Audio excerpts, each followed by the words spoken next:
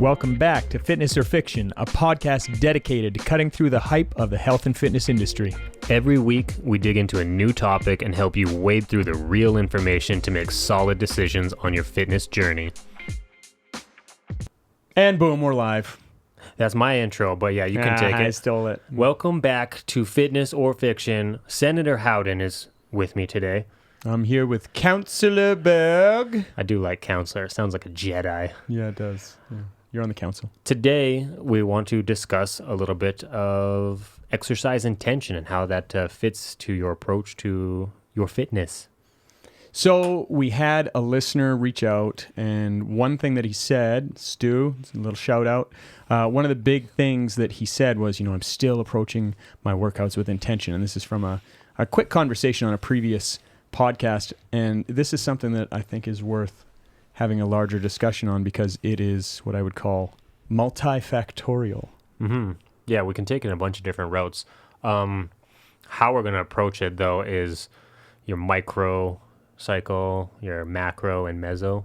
That's right. So we're just going to kind of zone in to take, from a 10,000 foot view, it would be this kind of value. From a more zoomed in kind of meso level, it would be more like this. And then from more of a zoomed in level, still like a micro level, it would probably look like this. And I think part of the interesting thing is that you are not, in fact, the same person as me. So you likely have some interesting insights and things outside of what I do. So we can both learn as per usual. Yeah, I'll say words. I don't know how valuable they're going to be, but I'll definitely say words. Well, I'm glad. So I think when we talk about exercise intention, we're talking about how you execute things, but also your mindset and focus towards said execution. Absolutely. So do we want to talk about the micro first? What if we started from the big view and then moved in? Sure. Your choice, so we can start zoomed in and move out. Let's go big. Like your biceps. Oh, that's nice. I got them put away today in a t-shirt. It's not that warm. Okay, so the big view intention would be, in my opinion, looking at your next 3 to 6 to potentially a year worth of training and how you're going to approach that. And in order to approach that correctly, you would need to have essentially SMART goals, like specific, measurable, attainable, realistic, timely goals. Like if you don't have accurate goals or no plan or focus going forwards, something I've always said is kind of like random training yields random results. And I've been doing a lot of random training myself personally, throwing myself under the bus. Like I haven't been on a program, and I am getting results, but they're definitely random, and I definitely know things are being left to the side that I'm neglecting or things are falling behind that I don't want to fall behind. Yeah, I think, as per usual, we're kind of thinking on this in similar but different ways. Okay, well, that's mine. So I like it. I do like that. And I want to dig into that a little bit more. Should I give you in tandem the kind of direction I was going? We can talk about each one? Or do you want to just dig into yours first? We can do that. Mine is like kind of looking at the focus of program and the focus of goals and stuff. Yeah, I like that. Yeah, okay. So digging into our SMART goals, as far as intention behind the program, where do we start? So SMART goals, what's the first question? What's goal number 1? Yeah, sure. Let's hear it. How do we develop this goal? Are we talking about my goals or just in generalities? Just in generalities. You're sitting down with somebody. What's the first question? Like for me, I think this has very big utility for the average person. And I'm trying to identify what I want to do. There's this infinite number of things that I can identify. How am I going to break that down and how am I going to take my steps forward in what I want to accomplish? So for me, when you ask somebody what's the number 1 goal you want to accomplish, they give the general answer like, well, I just want to be healthy, or I want to lose weight, or I want to put on muscle. And for me, I was in a life coaching course that said that if you don't ask the question why 5 times, you're not getting down to the real answer. If you don't have a strong enough why behind your intent, the intent is probably not it's going to fall short, essentially. So I'm looking for the goal, but I'm really looking for the why. And the why typically is like my ears are listening for a person to say like, well, if I get this, I'm going to feel better, or I feel this way currently and I want that change. So I'm normally looking for like some kind of emotional attachment to the goal, not just the goal itself. As per usual, we're arriving in a very similar place, going about it a different kind of perspective because we're different humans. I think that as far as goal setting goes, establishing your intention is the best thing you can do, and establishing that via story is the best way. So exactly like you're saying, not different at all, just different words, because we both use lots of those. So you make people write a book before they train. Correct. Paint me a picture of where you're at right now. Mm-hmm. Paint me a picture of where you want to be. Yeah. And now tell me why you want to be there. Mm-hmm. Those three things are huge. I was speaking with my wife today on a very high level. She had a baby 5 weeks ago, and I guess we had a baby, but it was her. She did it. So all props to her, not me. But anyways, Leo's 5 weeks now today.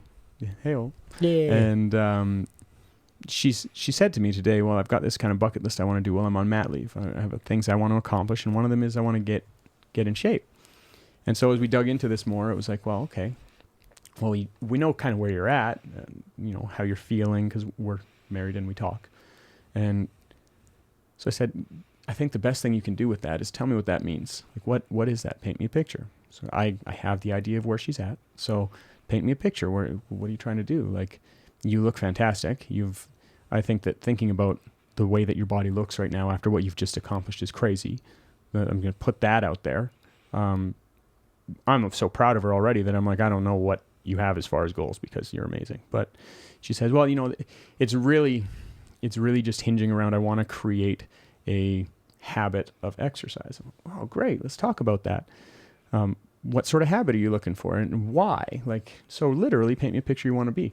She says, okay, well, I want to be to the point where I'm working out 3 times a week for 30 minutes, which she, in the time that we've been married, which is almost 15 years, hasn't been something that has been really, really consistent for her. There has been times where she's been more and less involved, but we're very different people. That's a really big part of my life and not the biggest part of hers. Yeah. So I actually think that's a super strong goal because it's behavior based and so we got it time oriented. I said, okay, well, what does that habit look like? 3 times a week, 30 minutes, beautiful, love it. That's great. Now, what type of exercise are we talking about? Like, what can you be happy with? She's like, I don't really know. So, well, what if we started simple? We get on the bike, 30 minutes, 3 times a week, just gentle, just go. Yeah. Then we can start adding in one session that's kind of like moderate intervals, something that's not going to make you feel ill that we can kind of get going on. And then eventually, like 6-8 weeks in, we can start going 1 day of short intervals, 1 day of moderate intervals, 1 day of just steady state. And when you feel comfortable enough, then we can start teaching you resistance training type stuff and how to control your body a little bit better and that sort of thing. But establishing what we want first, let's start with the lowest hanging fruit. And to me, I walked away from that conversation being like, wow, like that's actually really, really good. It's not, well, I need my butt to be X size or anything like this. It was literally like, I want to establish the habit. Well, they have surgeries for that, so you don't need to really exercise for butt enlargement. Ever since I had it, my butt feels different. The cheeks move around more. My left side's a little bit numb still. It's weird. Yeah, so you got her to paint a picture. Yeah, and this is what I do with clients too. Like, tell me where you're at, tell me where you're wanting to go, and then let's really dig into what's behind that. And what's behind that is more of a personal conversation, and I don't want to really speak on her behalf behind that. But the stuff that I am willing to say is like, well, I want to do it to be a good example for the kids, to make sure that I have the best opportunity to take care of my health, X, Y, and Z. So yeah. With your goal setting though, smart. It's the exact same thing. It's intention-based as well. I think it's important to talk on the flow state. Okay. I think me and you have talked about that as well, but I think it fits into the macro, that big picture, to try to keep it simple, the KISS theory. Essentially, like, you're looking for a flow state, being like, if you take it too easy on yourself, if it's not challenging enough, it's not going to be rewarding enough, and you might get bored, and then you're just going to flop because it's boring. Right. Whereas if it's too challenging and you go too hard too soon, that's going to cause anxiety and cause extra stress, and then you might quit because you're just getting smashed and you don't feel like you can keep up with it. And you're like, a lot of people have this all or nothing mentality where like, well, if I can't work out 5 days a week, then there's just no point in doing it. Like, or if I can't work out 3 days a week, or if I can't meal prep and have every meal prep like perfect, I'm just gonna fall apart. So ensuring, like, and that's where a coach's eye or a coach's perspective can be valuable, being if you're not actually like in that flow state with like the right amount of challenge to make it feel rewarding, but not too challenging where you're actually getting stressed out or you're going to hurt yourself. That's an important way. And that goes for the macro, the meso, and the micro. All areas of focus need to consider that flow state. Yeah, for me, that's a huge thing. I think that's from Tiny Habits, isn't it, that one? It's from a book. Yeah, from books and things, literature. I think that's a huge thing, and I've had a lot of people ask me why I still hire coaches. And first, the reason is because I want to continue to learn, and there's no better way to learn than going through it yourself. Mm-hmm. And everything that you teach that you've already done is just taught differently, and in my view, a lot of times better. But the other part of having a coach that's been really valuable for me is I get to pull apart every conversation and wonder if I would have had that different, and also understand how I feel on the other end of it. So it's really important. But that flow state thing, my coach is asking me to do stuff that is borderline uncomfortable for me right now and has shown to be very, very valuable for my left leg. So I've recently started describing where I'm at as not remission, but recovery, because I'm actually taking more control of my left leg than I had, and diminishing the shakiness and dysfunction that happens when I fatigue it. Yeah. So for me, that's a really important thing. And when we talk about intention, the macro level is establish, okay, how do I know I'm winning? And then how do I step that backwards and create a process? And oftentimes that's going to involve a coach, but it doesn't have to. I've seen people do this successfully, not very often, but I have seen it where people are very successful on their own. And that's the process they go through. They paint the picture well. They understand all the whys behind it and what their intention in doing this is. And things get crazy real quick. Yeah, it's very plausible to be successful solo. But again, just that accountability, the support. Like I talked to a consult that I had last week that was like, I'm a pretty motivated girl and I don't think I ever needed a trainer. But I'm like, it's just a different experience. So like you can't perceive the value of something that you haven't truly experienced yourself. And that being said, having somebody in your corner like myself, whose sole job is to be 100% concerned with like your health, like your mental health, your physical health, your wellness, and making sure that you're like doing your exercises in your program to its like peak level of performance and holding your hand, because it's a completely different experience. And I say it's a luxury because training is expensive, and it's a luxury. Like I have some clients, on the higher end of things who train very frequently, and they train 3 or 4 times a week. To me, that is a heavy luxury that not a lot of people can afford. It gets expensive when you start trying to train every day. But man, if I was a movie star and I had millions, I would absolutely have a trainer with me every single workout. Like, why wouldn't you if you could? Well, I'll tell you, like I'm working out right now with Caleb Kostanuk. He owns Resolute Training, and Adam from N1. And the first week that I saw Caleb, he gave me a drill for psoas that I really wasn't able to do on my left side. And he had to assist me on every single rep, and he did so like a champ. And he understood more of where it was at, and it was huge. But more valuable than that was, this was week 6, and I'm doing more weight, 3 sets of 10, no help. And having the coach there, for all of the other value there, one of the big things for me was that he saw with me what happened. He's like, do you understand what you just did? This is super exciting. Yeah. And I'm like, yeah, but it to me, it was more notable because somebody else saw it, experienced it, and noted it, right? So, yeah. But on that macro level, I think the biggest thing to understand is, again, coming back to the concept that we've talked a few times about, is really understand your why. What's on the line? So not only what am I trying to accomplish, but what's on the line if I don't, and what is the value of actually sticking with it? So let's jump down now into miso. a zoomed in miso soup. Yes, a miso soup. Yes. Meso. So the mesocycle, this is like a little bit more of a zoomed in outlook or approach. So rather than looking at it from a 3-month, 6-month, or a 12-month window, now we're looking at, I would say, like your specific program or your specific next cycle, next phase, next focus, 4 to 6 weeks kind of snapshot. Yeah, sure. You can identify this how you like, more zoomed in than the big picture. It's like, okay, so how am I approaching the workouts? How am I entering into this? And this kind of fits in with what we discussed a couple of weeks back about, rolling in with bitterness against your workout. Oh, I hate exercise and things like this. So, I think if we identify this, it could be anything greater.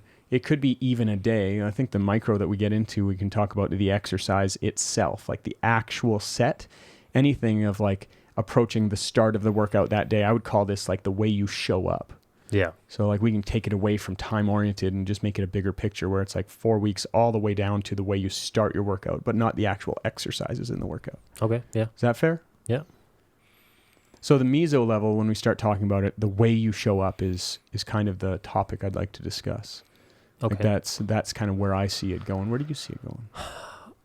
I see them like the mesos like more along the lines, the discussions I've had over the past year or two, especially during COVID times, there's been a lot of ebbs and flows in life. Okay. And I talk to people about those ebbs and flows in their mindset when they approach their workouts, being like, you know, people be like, oh, I want a 5-day program. I'm going to crush a 5-day. And then for 2 weeks, they only hit 3 days. They can only execute 3 days out of the 5. And they're like, then they're negative and beating themselves up because like, man, I didn't get those. But they're overstretching themselves. They're like spreading themselves too thin. And then it adds this negative addition to their mindset being like, well, I'm failing at the gym because I'm not executing my program. Whereas if you committed to a 3-day program and murdered those 3 days with high execution, high intensity, you would feel like you're winning. But because there's 2 added days, because you don't have enough like self-reflection or awareness to adjust to the ebbs and flows of your life. Like, you know, I've trained 6-7 days a week before. Right now, I train maybe 3 to 4 days a week. And, you know, like the ebbs and flows of you being like, you know, when new baby pops, ebbs and flows of your workouts change. You know what I mean? Like even, I don't know what exactly happened, but I'm assuming like we were supposed to swim Friday or 2 ago and you text me and you're like, yo, I need to rest. And I'm assuming that was just an ebbs and flows thing of, you know, you had a crazy day or you had a crazy week and you needed to just chill. And you probably didn't beat yourself up over it. Like if you approach your swimming's fun to us. It's not exercise. That's true. But if you approach it as like a workout day and you missed it, you might beat yourself up. Like, oh, I miss swimming. Oh, people will do that. So to me, it's more along the lines of like the awareness of your program and what you're trying to do. If you know, planning. If you know you're going to be limited sleep or rest or stress is higher, if your stress is higher, maybe you shouldn't be doing a program that's like just trying to crush you into the ground. Maybe you should dial that program back. Like I've done lighter phases from you where, like, Curtis, I'm super stressed and you give me like a AMPK protocol program, something that's not going to add to my stresses. Yeah. You know what I mean? So that's more of the meso focus for me. Yeah, I like that because yours is more on the planning side and mine's more like the way you show up. So it's two different realms. So we didn't arrive at the same place on this one, which is cool. I like that. I think the planning thing is something that bears mentioning because once you've established your why, it's like, well, how am I going to plan this out to work? And a lot of the people that I talk to, they have these lofty ambitions. Oh, I got a home gym. I'm going to work out 6 days a week. And I'm like, yeah, what are you doing right now? Well, I haven't been. It's like, okay, tell you what, how about we start with 2? And if you crush 2 for 2 weeks in a row, we'll add an extra one. And if you want to repeat those same 2 workouts this week, cool. But like, let's start with 2 because then we're winning either way. We can build up something positive and something that we know is bite-sized for you. Yeah. And that has been huge. Like, to your point, as soon as they start getting self-loathing because they're not doing it, it's not necessarily their fault. It's often a function of the ebbs and flows or what's going on in the world or what's going on with their work, or there's a lot of outside factors here. So I think that's a really important thing. For me, I think once we've established that planning, I went a little bit deeper, or not deeper, more focused in the meso, where I'm thinking about like the way that you show up. So your concept of making sure the plan is appropriate is perfect because it bridges the gap between these two.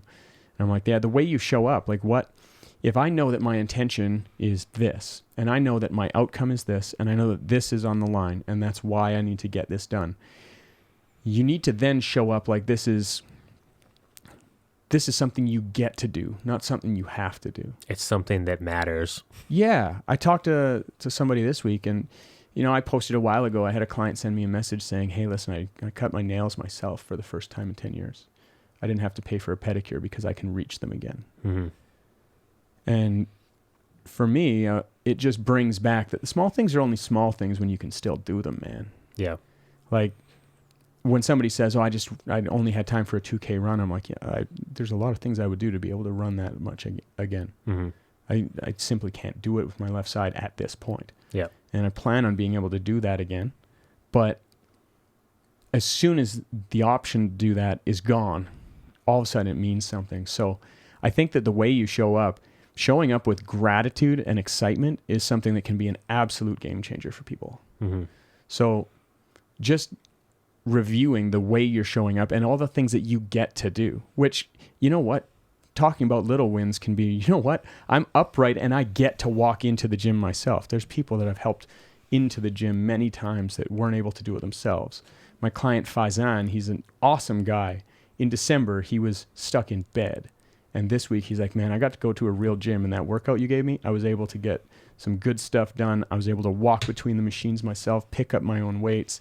And recovering from 2 bulge discs in that period of time is outrageous. And he's a very big success story for me that I'm super happy that we've had the ability to adjust his life like that. But the way he shows up to the gym is now with gratitude, and the outcomes he's getting are very crazy because of that. Yeah.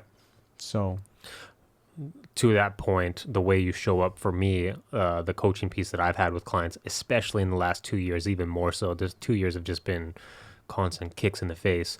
But how you show up to me was you need to almost do a scan or an assessment of how you feel that day. So like when you're walking into the gym or when you're driving into the gym, you kind of need to do a body scan or an assessment on like where your mindset's at. Like if you had a poor sleep and a really rough day at work, you just got in a fight with somebody, like depending on all those factors and all those stresses, where you're mentally at walking into the gym, it's kind of selecting your intent before you start. And I think it's hard to select your intent until you're about 15 minutes in and like the body's actually awake and alive. Because I've had workouts where I'm like, I have a migraine and I really want to move today though, so I'm just going to try to move a little bit. And if I have to take things at 60% effort, then so be it. I'm just going to survive this workout. And then 15 minutes in, I've been doing skipping, my migraine disappears, and then all of a sudden I have the best workout of my life. So the intention was set like before the workout that I'm just going to try to survive this one. I'm just going to try to move and I'm going to take it easy. About 15 minutes in, all of a sudden my body's like, yo, we're ready to go today. Let's see what you got. And then the intention switches being like, oh, we feel great today. So the intention now goes to like, time to push. I'm going to push and I'm going to push hard. So being able to be variable or adapt with those ebbs and flows, because each day is going to be different. And I've had the conversation, like if you go into every workout thinking that it's going to be your best workout and you're going to feel like a rock star and you're going to chase the pump and you're going to be strong and everything, all the stars are going to align. If every workout's going to feel like that, it's very, very slim that every workout's going to be like that. How do you know you had a good workout if you never had a bad one? It's one of those things. So, and not beating yourself up when you have the bad workout. Right. If you have the bad workout, you need to just like flow with that and be like, man, at least I got it done today. I'm going to try to get some extra sleep, get my food in tighter, because a bad workout can be sleep related. It can be you ate McDonald's because you didn't have any time. Have you ever tried to work out on a Big Mac?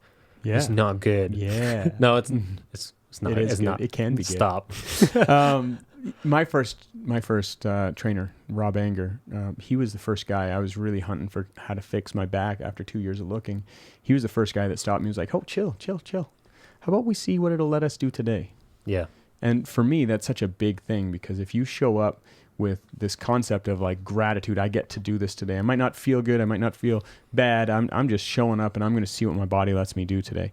I think that can be a really big thing, because even getting there means that you're winning. You've already won by getting there. So yeah, I think,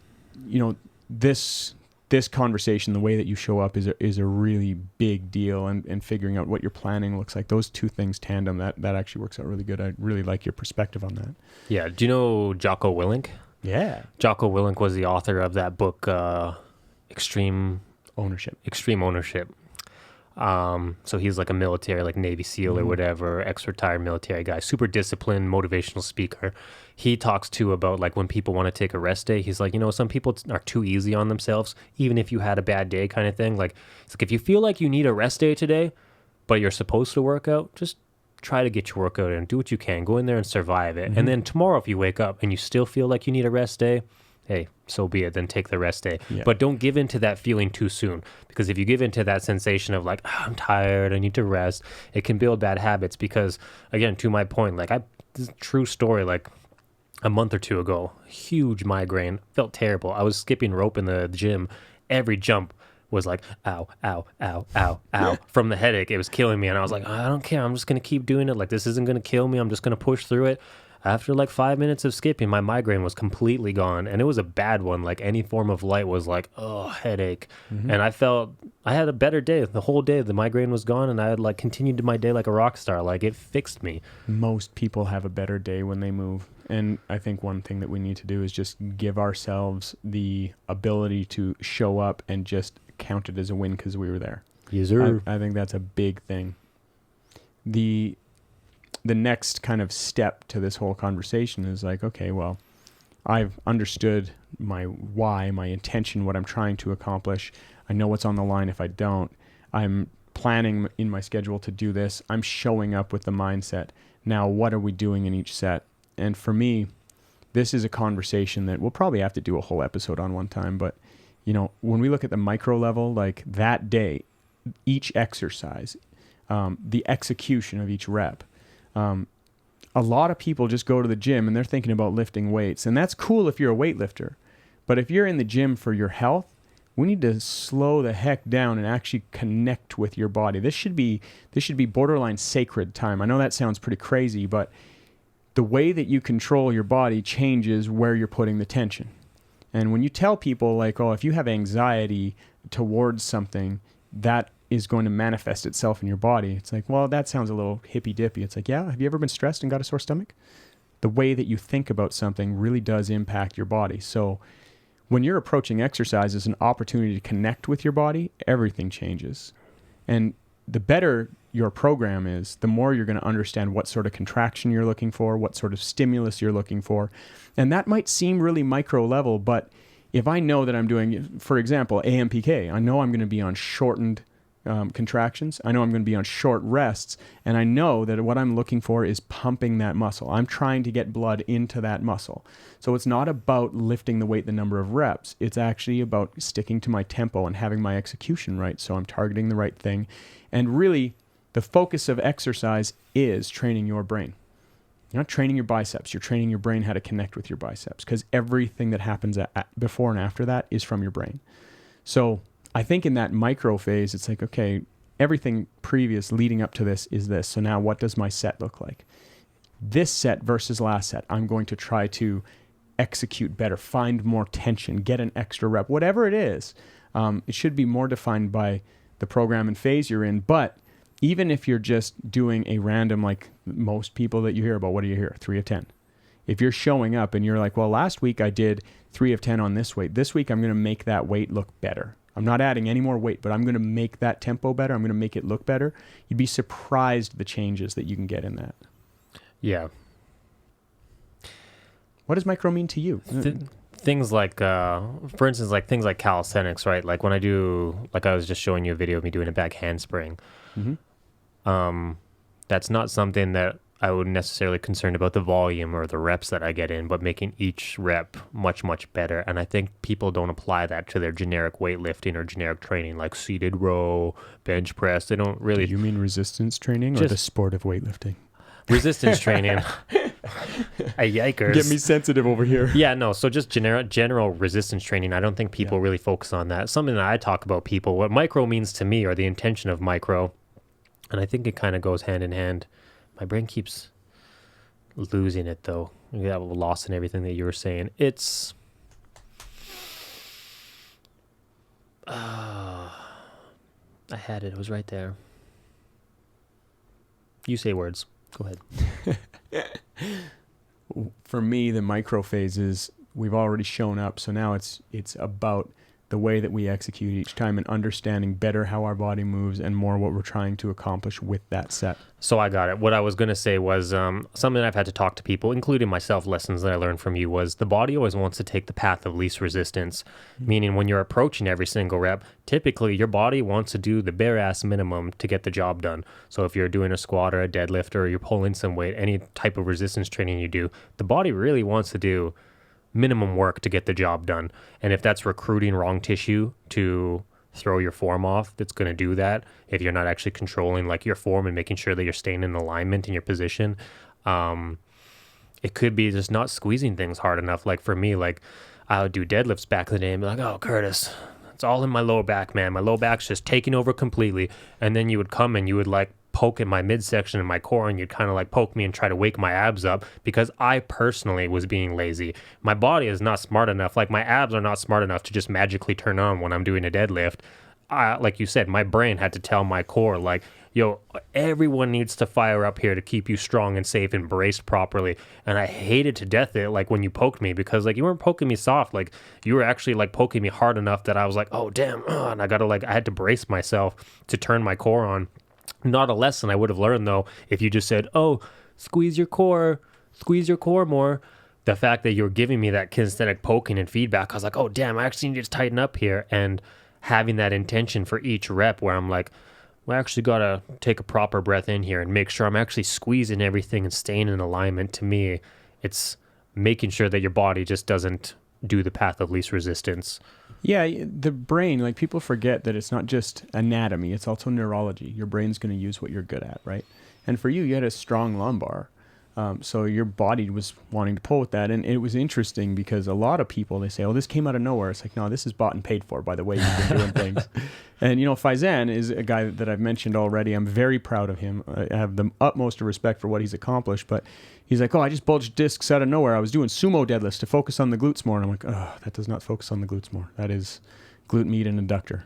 So bad choice. But outside of that, he's like, well, I had sciatica for like 2 years. I'm like, yeah, man, what you were doing to your body, you were literally getting warning signs and you were asking it for the direction you went, which is a horrible thing to say in some ways because he wasn't intentionally doing that. But when it comes to movement, in a lot of ways, you need to understand things really well. And again, we talk about the value of coaching. I still have a coach for a reason.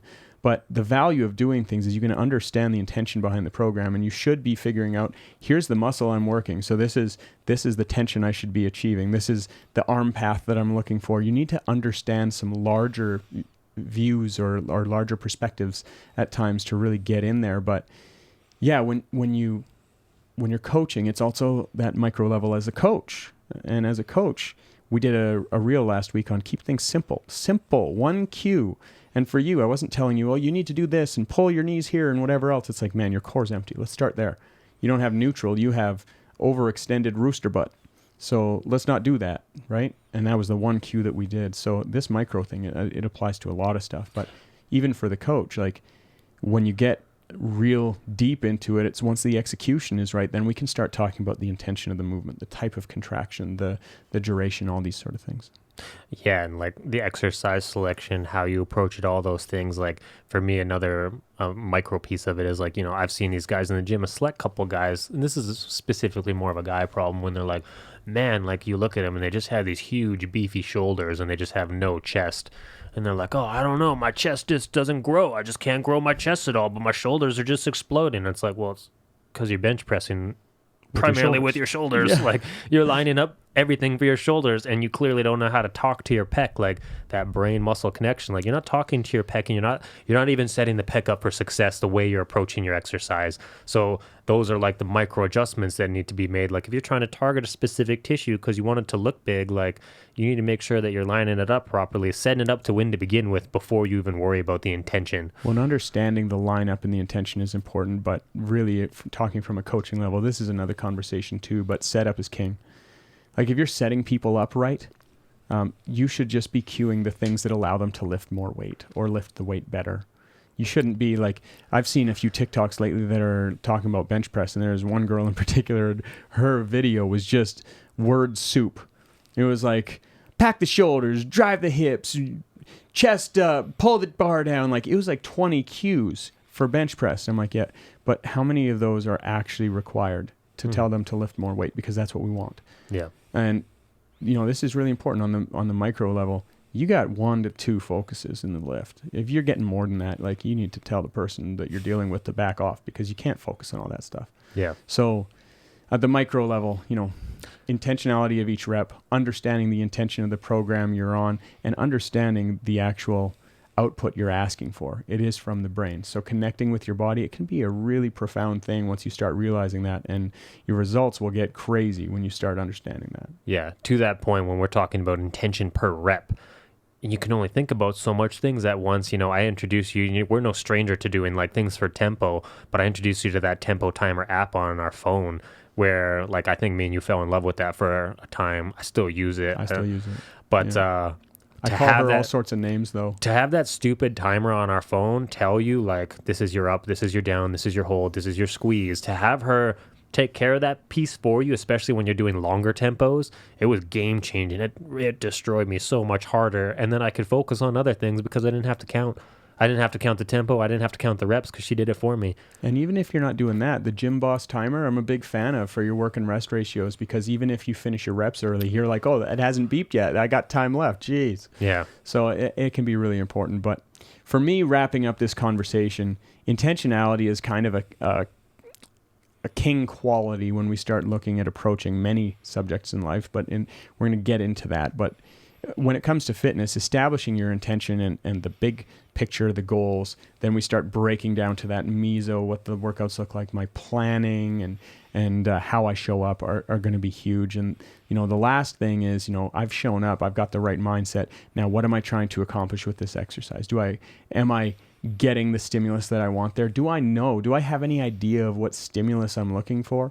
Like, what is it, when I talk to people what their program is, I'm like, what are you trying to accomplish? This. Okay. But nothing works? Nothing. Okay. So what have you been doing the last few months? No data. So no food log, no diet, no exercise log, no nothing. It's like, well, nothing works. It's like, well, listen, you can't make informed decisions without information. And you haven't chosen a stimulus. You haven't even heard of that sort of thing before. So there's a lot of things that we can try.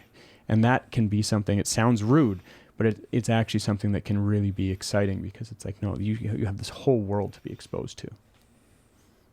Yep, I dig it. Yeah. Exercise. I don't have any great outro, I think.